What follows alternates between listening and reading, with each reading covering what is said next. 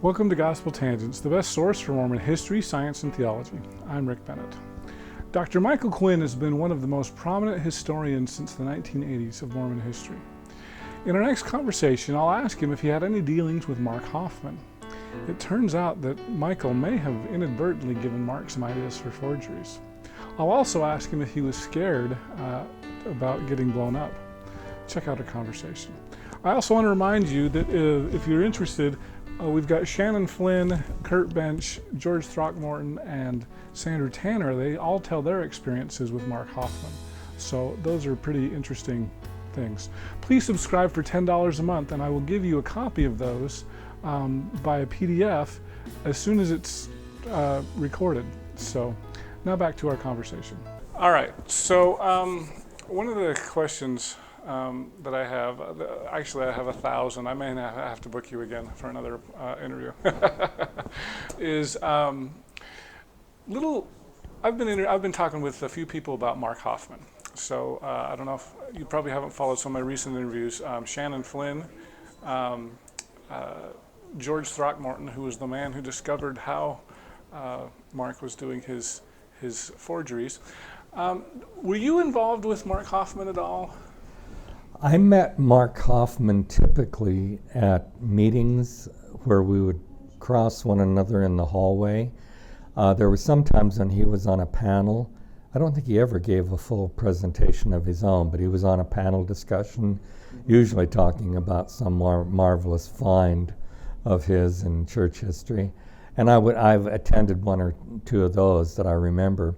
But usually at the Mormon History Association or at Sunstone Symposium, we would kind of pass one another in the hall, say, "Hi, how are you?" And he would go off to whatever session he was interested in, and I would go off to whatever I was, and not often were they the same. The only other times that I met with him was when I was at the church archives doing research. Typically, I avoided taking lunch. I would be there from the time the door opened until the time they threw me out. And I would never take a break for lunch, or rarely take a break for lunch. But I would be in there typing my notes on whatever document I was examining, and he would come in, sometimes alone, sometimes with someone else who was associated with him in one way or the other, and would come over and interrupt me. And I'm barely civil to people who interrupt me when they do research or when I'm doing research. And so I would, "Yeah, that's very interesting. Yeah, let me get back to what I'm doing." And so those were the kinds of conversations I would have with him. There was one time when he brought in the typed text of a document that he said he'd found in some attic, and happened at that time to be a document about the blessing of Joseph Smith III.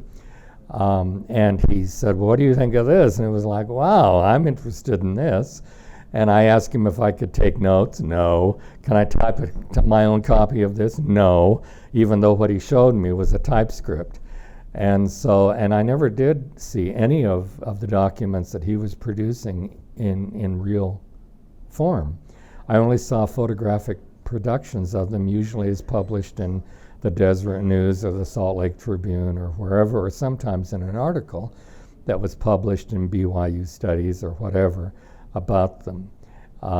And so that was the extent of our association. The only other thing that I did is I recommended, because I'd given up trying after years of trying to contact descendants of early Mormons who I knew had diaries.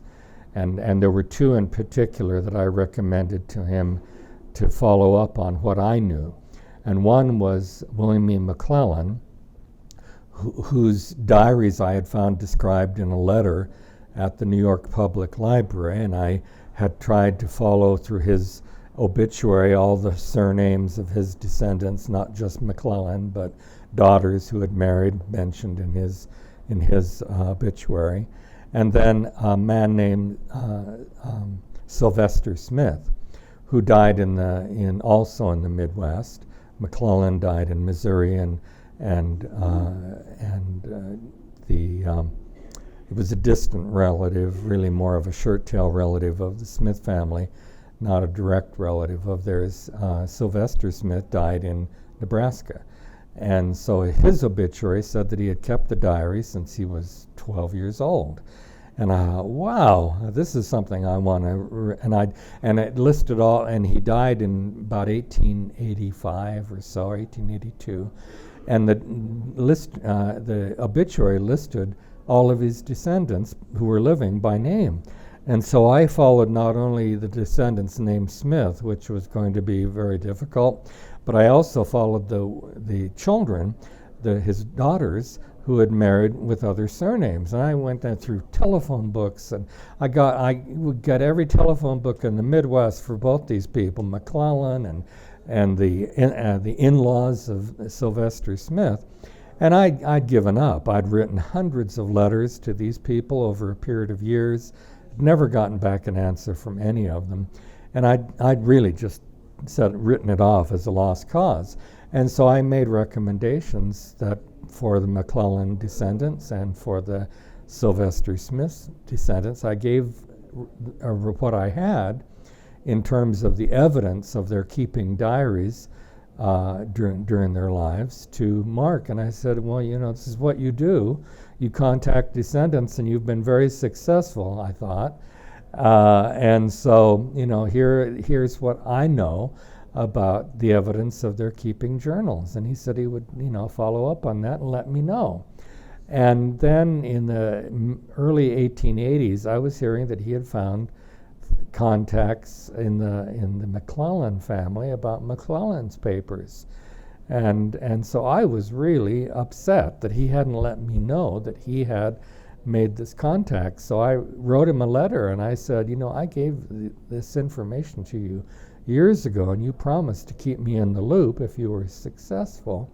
And I've heard through some of your friends, who are mutual friends of mine, that you've made the contact with the McClellan family and have his archives, so to speak. And I said, I expect that you should allow me to at least see these and take notes on what I think is interesting. Well, I never heard back from him. And then one day in 1985, in early October, after the Sunstone Symposium, I was walking into the BYU library, and he happened to be walking out. And I said, did you get my letter? Yes. And I said, well, I think you owe me the opportunity to examine. And he said, well, I'm bound by agreements I've made with the descendants. And he said, I'll have to check with them. And it was very obvious he did not want to talk with me about this, and that he was uncomfortable, and he kept looking at his watch as I was talking to him.